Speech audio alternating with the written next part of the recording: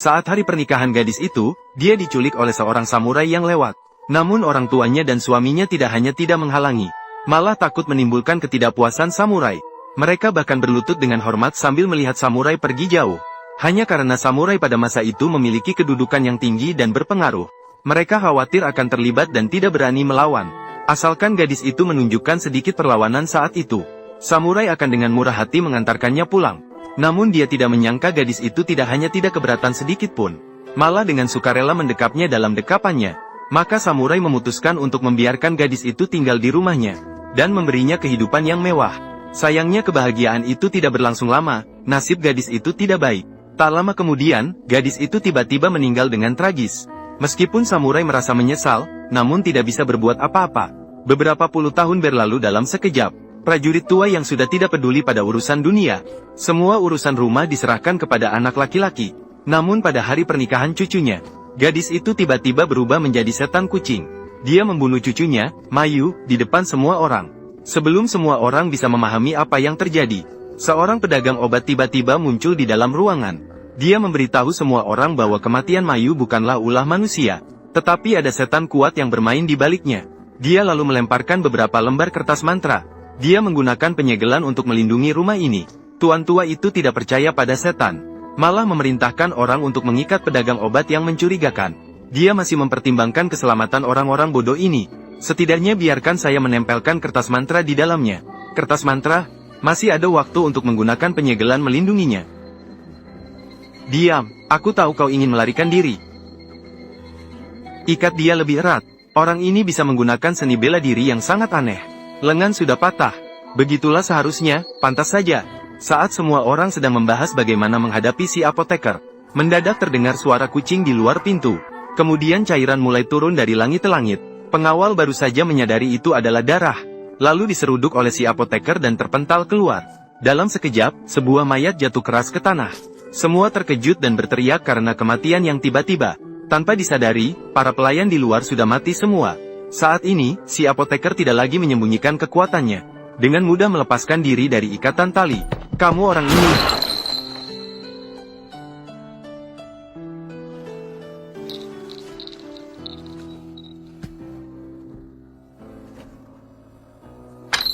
Semua orang ini hanya mengganggu.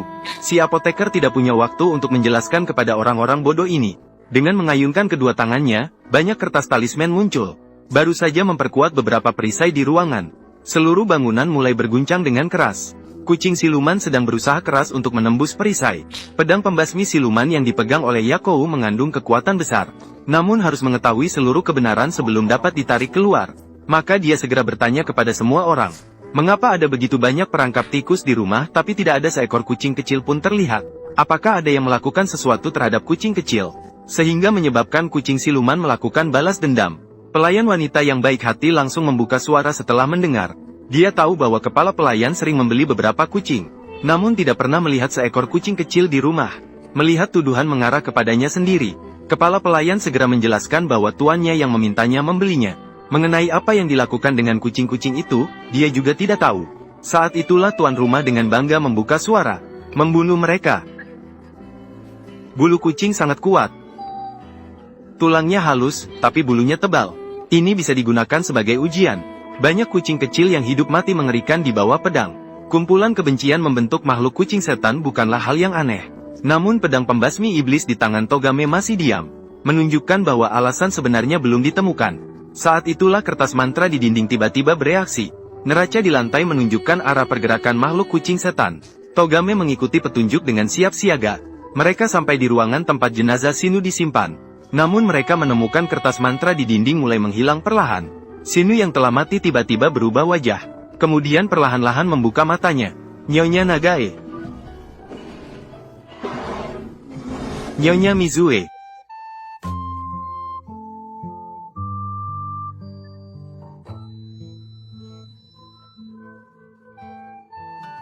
Itu adalah Huan. Nyonya mengenali wajah yang dikenalnya. Itu adalah gadis yang mati di rumahnya sendiri. Dia seolah-olah menerima suatu rangsangan. Nyonya yang semula normal tiba-tiba menjadi gila. Sambil meminta maaf, dia berlari keluar. Yakuro bangkit ingin menghentikannya pergi. Namun terjebak oleh mayat di tanah, tidak bisa bergerak.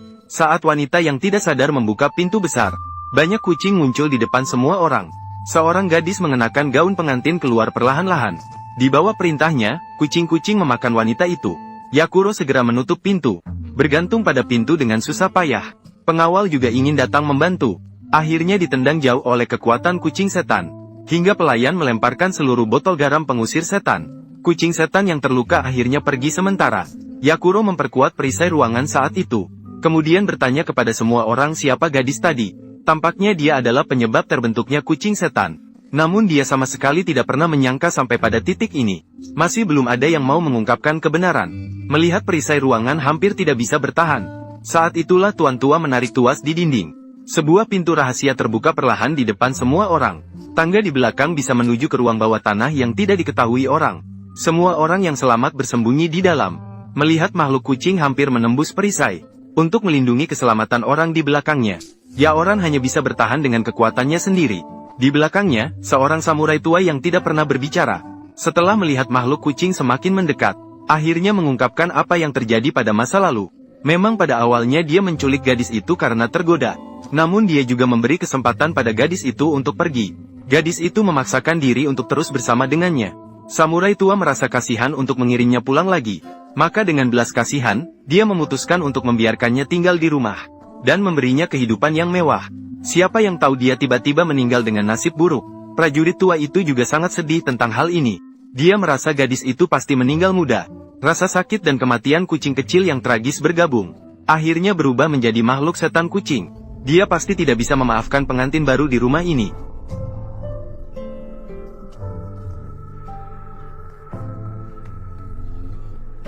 Rasa cemburu wanita memang tak terobati.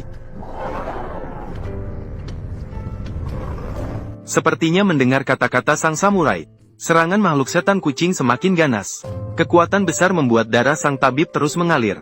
Melihat makhluk setan kucing hampir bebas, untuk melindungi nyawa yang tak bersalah di belakangnya, sang tabib hanya bisa menarik pedang pembasmi setan seperti yang dikatakan sang samurai.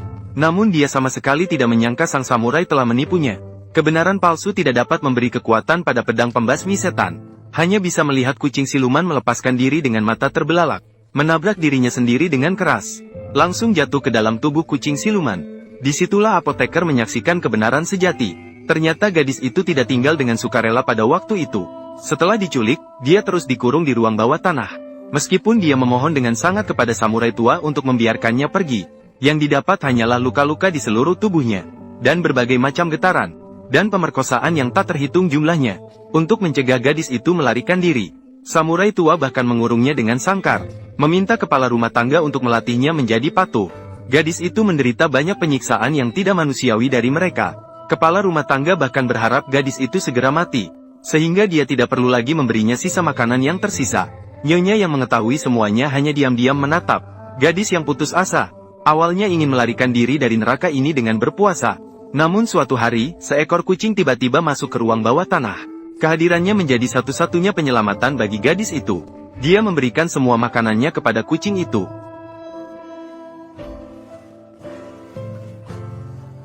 Baiklah, baiklah, kamu bisa makan sebanyak yang kamu mau. 8. Baiklah, baiklah, kucing manis, kucing manis. Meskipun gadis itu sudah menjadi kurus kering, namun dia masih tidak bisa lolos dari tangan jahat keluarga samurai. Suatu hari, putra samurai datang ke ruang bawah tanah. Dan seperti ayahnya, ia mencemarkan gadis itu. Setelah samurai tua mengetahui hal ini, tidak hanya tidak menyalahkan anaknya sendiri, malah menyalahkan semua kesalahan pada gadis itu. Tidak bisa dimaafkan, tidak bisa dimaafkan.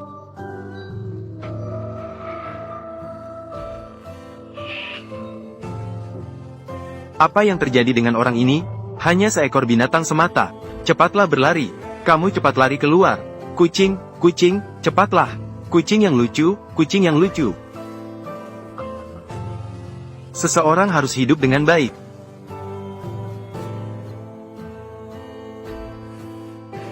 Selamat tinggal selamanya.